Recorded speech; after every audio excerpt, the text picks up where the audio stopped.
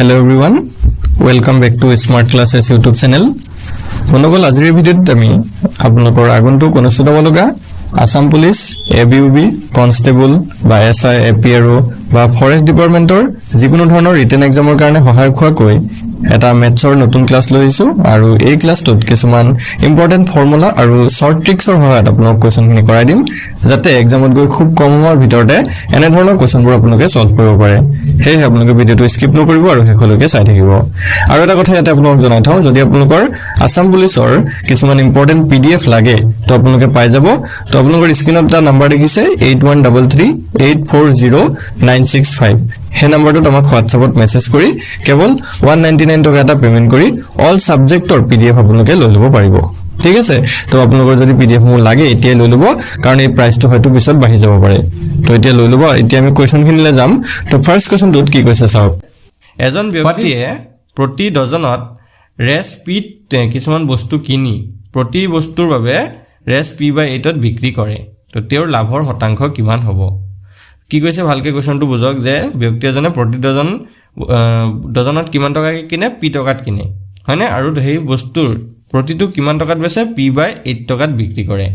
তো তেওঁৰ লাভৰ শতাংশটো কিমান হ'ব সুধিছে তো আমাক কি কি দিয়া আছে সেই বস্তুটো আমি একবাৰ চাও আমি যদি চাও 1 ডজন মই দি বুলি লিখিছো 1 ডজন বস্তু তেওঁ কিমান টকাত কিনে p টকাত কিনে হয় না নহয় 1 ডজন বস্তু কিনে p টকাত আৰু 1 ডজন বস্তু তেওঁ বিক্ৰী কৰে কিমান 1 ডজন বস্তু তেওঁ বিক্ৰী কৰে কিমান টকাত বিক্ৰী কৰে হেতু হ'ব p/8 * 12 ঠিক আছে এতিয়া p/8 * আমি 12 কেলে কৰিছো কাৰণ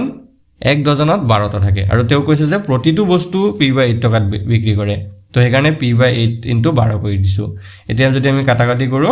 4 যদি 8 কাটো দুবাৰ যায় আৰু 12 যদি কাটো তিনিবাৰ যায় তো এটো কিমান হ'ব 3p/2 ঠিক আছে তো এটা বস্তুৰ 1 ডজন বস্তু বিক্ৰী মূল্যটো হৈ যাবগে 3p/2 টকা ঠিক আছে এতিয়া আমি যদি চাও লাভ কিমান হয় এটাকে লাভটো হ'ব 3p/2 - p ঠিক আছে 3p/2 - p আৰু এটুক যদি আমি ক্যালকুলেশন কৰো 2 আহিব 3p - 2p 3p - 2p কৰিলে কিমান হ'ব p/2 তো লাভটো কিমান হ'ব প্ৰতিটো বস্তুৰ লাভটো হ'ব p/2 এটাকে আমাক উলিয়াব দিছে লাভৰ শতাংশ তো লাভৰ শতাংশটো যদি আমি উলিয়াবলৈ যাও লাভৰ পাৰ্সেন্টেজ ঠিক আছে লাভ পাৰ্সেন্টেজ যদি উলিয়াবলৈ যাও কি হ'ব p/2 * 1/p * 100% ঠিক আছে এটো হ'ব আমাৰ লাভৰ শতাংশ এতিয়া আমি যদি এটো ক্যালকুলেশন কৰো 2 যদি আমি 100 কাটি দিও 50 যাব আৰু এটো p কাটা গল থাকিলে আমাৰ 50% তো লাভৰ পাৰ্সেন্টটো হলগে আমাৰ 50% বুজি পাইছে কোৱেশ্চনটো বুজি পাইছে অপচন সি টো হৈ যাব কাৰেক্ট আনসাৰ এটো হৈছে আমাৰ কোৱেশ্চনটো কৰাৰ ট্ৰিক্সটো ঠিক আছে এতিয়া আমি নেক্সট কোৱেশ্চনটোলৈ যাও নেক্সট কোৱেশ্চনটো চাওক এজন ব্যক্তিয়ে 891 টকাত এখন কিতাপ বিক্ৰী কৰি নিজৰ খৰচৰ 1/10 অংশ লাভ কৰিলে মানে 891 টকাত বিক্ৰী কৰাৰ পিছত তেওঁৰ যেটো কিনা দাম আছিল মানে কিনা দামৰ 1/10 অংশ লাভ কৰিলে তো কিতাপখনৰ ক্ৰয় মূল্য কিমান হ'ব মানে কিনা দাম কিমান হ'ব কৈছে এতিয়া আমাক কি দিয়া আছে যে কিতাপখন তেওঁ কিমান টকাত 891 টকাত বিক্ৰী কৰাৰ পিছত যেটো কিনা দাম আছিল তাৰ 1/10 অংশ লাভ কৰিলে তো কিতাপখনৰ ক্ৰয় মূল্য কিমান হ'ব তো আমি ধৰি লৈছো যে ধৰু কিনা দামটো কিমান ধৰি লৈছো কিনা দাম x টকা ঠিক আছে কিনা দামটো কিমান x টকা এটাকে বিক্ৰী মূল্যটো কিমান হ'ব আৰু লাভটো কিনা দাম x টকা এটাকে লাভটো কি হ'ব x/10 ঠিক আছে লাভটো হ'ব x/10 টকা কাৰণ 1/10 অংশ বুলি কৈছিলে সো লাভটো হ'ল 1/10 টকা এটাকে যেটো বিক্ৰী মূল্য হেতু কিমান হ'ব বিক্ৰী মূল্যটো হ'ব x + x/10 আৰু এটুক যদি আমি ক্যালকুলেশন কৰো তেতিয়া এটো হৈ যাবগে 10x আৰু x হলে 11x বিক্ৰী মূল্যটো হ'ব 11x/10 এতিয়া 11x/10 মানে আমাৰ কিমান দিত হৈছে 891 ঠিক আছে 11x/10 মানে কিমান আমাৰ দিত হৈছে 891 তো এটুক যদি আমি সলভ কৰি দিও আমাৰ আনসাৰটো ওলাই যায় তো এটু কিমান হ'ব x = কি হ'ব 8 91 into 10/11 এতিয়া 11 যদি আমি 891 কাটি দিও তেতিয়া যাব এটো 81 তো 81 আৰু 10 পূৰণ কৰিলে কিমান হ'ব 81 আৰু 10 যদি পূৰণ কৰি দিও তো হৈ যাব 810 তো আমাৰ যেটো x ৰ ভ্যালু এটো ওলালে 810 মানে আমাৰ যেটো কিতাপখনৰ কিনা মূল্য বা ক্ৰয় মূল্য হেতু ওলালে 810 টকা তো ইয়াৰ অপচন সি টো হ'ব কাৰেক্ট आंसर বুজি পাইছে এনে ধৰণে আমি কোৱেশ্চনটো সলভ কৰিব পাৰিম তো নেক্সট কোৱেশ্চনটো আমি আগবাঢ়িব পাৰো নেক্সট কোৱেশ্চনটো চাওক এজন লোকে 2470 টকাত 26 কেজি চাউল ক্ৰয় কৰিছিল তাৰ 10 কেজি প্ৰতি কেজি 110 টকাত বিক্ৰী কৰিছিল 70 টকা লাভ কৰিবলৈ তেও বাকি থকা চাউলখিনি কিমান দামত বিক্ৰী কৰিব লাগিব কি কৈছে চাওক এজন লোকে 2470 টকাত 26 কেজি চাউল কিনিছিলে তাৰে তেও 10 কেজি বেচিছিলে 110 টকা কিলো মানে 110 টকা প্ৰতি কিলো আৰু এতিয়া কৈছে যে 70 টকা যদি লাভ থাকে তেও টোটাল যদি 70 টকা লাভ কৰিব লগা হয় তেতিয়া বাকি থকা চাউলখিনি কিমান দামত বিক্ৰী কৰিব লাগিব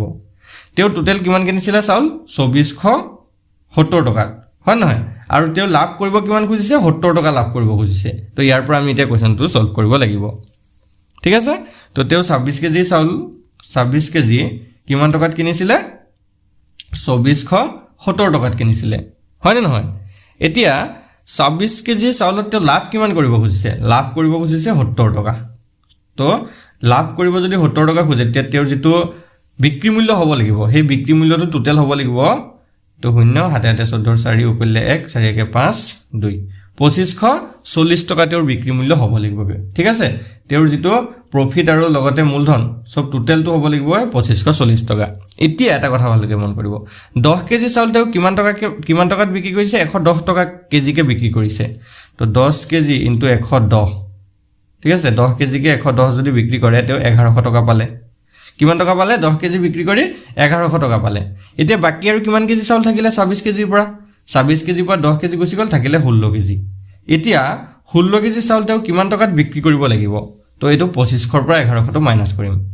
2540 মানে 25 ৰ পৰা নহয় 2540 ৰ পৰা 1100 যদি মাইনাস কৰি দিও 0 4 5 ৰ পৰা গল থাকিল 4 1 1440 টকাত 1440 টকাত তেও 16 কেজি চাউল বিক্ৰী কৰিব লাগিব তো এতিয়া আমি 1 কেজি চাউলৰ দামটো উলিয়াব পাৰিম 1 কেজি চাউলৰ দামটো হ'ব 1440 বাই 16 আৰু এটো যদি আমি কাটাকাটি কৰি দিও তেতিয়া কিমান ওলাব তেতিয়া ওলাই যাব এটো 90 ঠিক আছে এটো যদি আপোনালোকে হৰণ কৰি চাই 1440 ক 16 ৰে তেতিয়া ওলাই যাব 90 তো তেও এই বাকি 16 কেজি চাউল কিমান টকাত বিক্ৰী কৰিব লাগিব 90 টকা কেজি কে বিক্ৰী কৰিব লাগিব তো অপচন এটো হৈ যাব কাৰেক্ট आंसर প্ৰতি কেজিত 90 টকা কই বুজি পাইছে কোৱেশ্চনটো ভালকে এবাৰ চালক যে 26 কেজি প্ৰথম 26 কেজি তেও 2470 টকাত কিনিছিলে আৰু তেও গুটেই চাউল কিনিত লাভ কিমান টকা লাগে 70 টকা লাভ লাগে তো তেও 2540 টকা টোটাল বিক্ৰী কৰিব লাগিব এতিয়া 10 কেজি তেও 110 টকা কে বিক্ৰী কৰিছিলে যাৰ কাৰণে তেও 1100 টকা পালে হয় নহয় এতিয়া বাকি তেও যেটো টকা এমাউন্ট হেতু থাকি গল 1440 টকা পাব লাগিব তেতিয়াহে 70 টকা লাভ হ'ব তো 1440 টকা কো কিমান কেজি চাউল বিক্ৰী কৰিব লাগিব 16 কেজি চাউল বিক্ৰী কৰিব লাগিব তো 16 কেজি চাউল যদি 1440 টকা হয় 1 কেজি চাউলৰ দাম হ'ব 90 টকা বুজি পাইছে চাগে নেক্সট কোৱেশ্চনটো লৈ চাও নেক্সট কি কৈছে এজন মানুহে 20000 টকাত এটা ঘোঁৰা আৰু এটা গাড়ী কিনিলে তেও ঘোঁৰাটো 20% লাভত আৰু গাড়ীখন 10% লোকচানত বিক্ৰী কৰিছিল ইয়াৰ ফলত মুঠ লেনদেনৰ ওপৰত তেও 2% লাভ হয় তো ঘোঁৰাটোৰ ক্ৰয় মূল্য কিমান হ'ব উলিয়াব দিছে 20000 টকাতে তেও এটা ঘোঁৰাও কিনিছিলে আৰু তাৰ হেখিনি ভিতৰতে মানে এটা গাড়ীও কিনিছিলে তো ঘোঁৰাটো 20% লাভত বিক্ৰী কৰিলে আৰু গাড়ীখন 10% লোকচানত বিক্ৰী কৰিলে আৰু তাৰ ভিতৰটো লাভ লোকচানৰ ভিতৰটো তেও টোটাল 2% এটা লাভ হয় তো ঘোঁৰাটোৰ ক্ৰয় মূল্যটো কিমান হ'ব ঠিক আছে ঘোঁৰাটোৰ ক্ৰয় মূল্য কিমান হ'ব আমাৰ উলিয়াব দিছে তো এই কোৱেশ্চনটো অলপ ক্ৰিটিকেল নিচিনা লাগিলো এবাৰ যদি আপোনালোকে গম ফৰ্মুলাটো বা ট্ৰিক্সটো বুজি পায় লগে লগে উলিয়াব পাৰিব তো আমি ধৰি লৈছো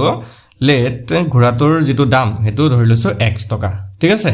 ঘোঁৰাটোৰ দাম x টকা এটাকে গাড়ীখনৰ দাম কিমান হ'ব এটো ঘোঁৰাটো দেই মই ঘোঁৰাটোক h বুলি লিখিছো হৰ্স তে গাড়ীখন যেটো আছে কাৰ c কাৰখনৰ দামটো কিমান হ'ব 20000 মাইনাস x টকা হয় নহয় 20000 মাইনাস x টকা হ'ব কাৰণ ঘোঁৰা আৰু গাড়ী দুটা মিলাইহে 20 টকা হয়গে 20000 হয়গে তো এতিয়া আমাৰ যদি চাও যেটো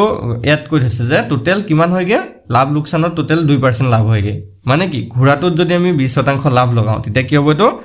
x * 120 বাই 100 চাওক ঘোঁৰাটোৰ ওপৰত কি 20% লাভ লগাইছো কাৰণে 120 হ'ল x ইনটু 120 বাই 100 প্লাস গাড়ীখনত তেও কিমান শতাংশ লোকসান হ'ল 10% তো এটো কি হ'ব 20000 minus x ইয়াৰ লগত কিমান শতাংশ হেৰি হ'ব 10% লোকসান মানে 90 বাই 100 হৈ গল আৰু ইয়াৰ লগত টোটাল কি হ'ল আৰু কিমান হৈছিল 20000 টকা তাৰ পৰা মাইনাস কৰিব লাগিব আমি 20000 টকা মানে মূলটো 20000 যদি আমি মাইনাস কৰো তেতিয়া আমি কিমান পাওঁগে 2% লাভ হয় 20000 ৰ 2% লাভ 20000 ৰ 2% লাভ মানে 2/100 এতিয়া আমি এটো ক্যালকুলেশন কৰিব লাগিব ঠিক আছে আৰু এটো যদি আমি ক্যালকুলেশন কৰো ওপৰত মই কৰি দিছো চাওক অলপ দীঘলীয়া ক্যালকুলেশন হ'ব এটো যদি 0 0 কাটিলো আমি যদি 6 2 এৰে যদি কাটিটো 6 যাব আৰু ইয়াত 5 হ'ব মানে ওপৰত থাকিব 6x/2 sorry 6x/5 তাৰ পিছতে প্লাস হল ইয়াতে যদি আমি চাও 0 এটা কাটিলো 9 into 20000 minus x by কিমান থাকিব 10 তাৰ পিছতে minus কিমান থাকিব 20000 থাকিব আৰু ইফালে দুটা 0 যদি কাটি দিও ইয়াত থাকিব 200 পূৰণ 2 মানে 400 হল এইখন হল আমাৰ ইকুৱেশনটো অলপ ইকুৱেশনটো সৰু কৰিলো এতিয়া আমি তলৰকন মুছি দিছো ওপৰকন চাও এখন যদি আমি সলভ কৰি অলপ সলভ কৰোতে অলপ চিন্তা কৰিব লাগিব কাৰণ দীঘলীয়া সমীকৰণ হয় ন এতিয়া আমি যদি ইয়াত লখাগো এই 20000 টো ইফাল লৈ যাম মাইনাস টো প্লাস হৈ যাব তেতিয়া 5 আৰু 10 ৰ লখাগো ললো 10 ইয়াত হৈ যাবগে তেতিয়া 12x প্লাস 9 আৰু 2 9 2 18 1 2 3 4 18 লগত তিনটা শূন্য আৰু ইফালে যদি আমি 20000 টো ইফালে যোগ হৈ যাব তো 20400 হ'ব ঠিক আছে এতিয়া 10 টো ইফালে লৈ যাম আৰু ইয়াত 9x একটা থাকি গল দে মাইনাস 9 আৰু x পূৰণ হ'ব 9x ঠিক আছে 12x ৰ পৰা 9x গুছি গল থাকিলে 3x আৰু ইফালে থাকিলে 20400 আৰু 10 টো ইফালে গলে পূৰণ হ'ব আৰু এটা 0 বাহি যাব বাকি 1,80,000 টো ইফালে গলে মাইনাস হৈ যাব মাইনাস 180,000 এতিয়া আমি যদি মাইনাস কৰি দিও 2,04,000 ৰ পৰা 1,80,000 টো যদি আমি মাইনাস কৰি দিও তেতিয়া কিমান থাকিব এটো 0 ইয়াত থাকিলে 4 ইয়াত 18 20 উঠা গল থাকিল 2 24000 3x ইকুৱেল কিমান থাকিলে 24000 তো x ৰ ভ্যালুটো হ'বগে 24ক যদি আমি 3 এ কাটি দিও 3 8 গুণ 24 8000 তো x ৰ ভ্যালুটো আমাৰ কিমান থাকিলেগে টোটাল 8000 বুজি পাইছে মানে আমাৰ ঘোৰাটোৰ দাম ওলালগে 8000 টকা অপচন সি টো হ'ব কারেক্ট आंसर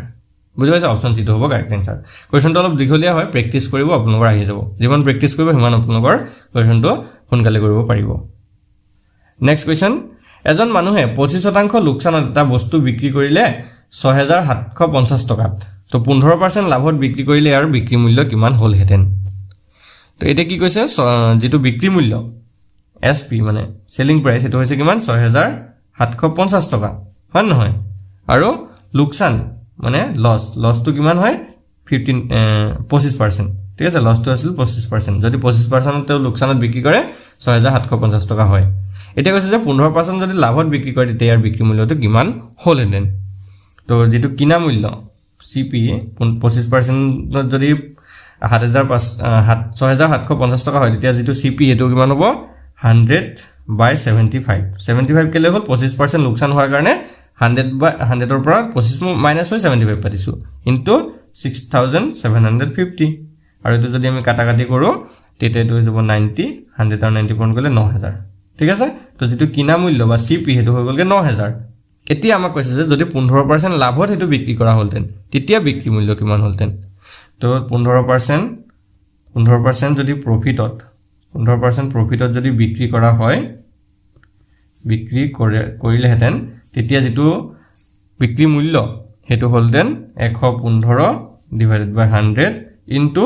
9000 115 কেলে পাতিছো কাৰণ আমাৰ 15% লাভত বিক্ৰী কৰিছো কাৰণে প্লাস হৈছে 1 ৰ লগত এতিয়া যদি এটো কাটাকাটি কৰো দুটা শূন্য কাটিলে 115 আৰু 90 পূৰণ কৰিলে এটো হৈ যাবগে 10300 ঠিক আছে তো 10300 টকাত আমাৰ হে বিক্ৰী মূল্য হলতেন অপচন ইয়াৰে 10350 সৰি এটো 350 হ'ব আপোনালোকে পূৰণটো কৰি চাব 10350 তো অপচন সি টো হৈ যাব কারেক্ট आंसर বুজি পাইছে অপচন সি টো হৈ যাব এটা কারেক্ট आंसर তো তো আমি এই 5টা কুৱেশ্যন চালো আজি খুবেই ইম্পৰ্টেণ্ট কুৱেশ্যন হয় আৰু এইবিলাক অলপ ইউনিক কুৱেশ্যন হয় আৰু এনে ধৰণৰ কুৱেশ্যন কিন্তু এটা বা দুটা আহি যায় তো এইবিলাক ভালকৈ চাই যাব ঠিক আছে আৰু যদি PDF খিনি লাগে তেতিয়া আমাক মেছেজ কৰিব 8133840965 এই নম্বৰটোত মেছেজ কৰি লৈ ল'ব পাৰিব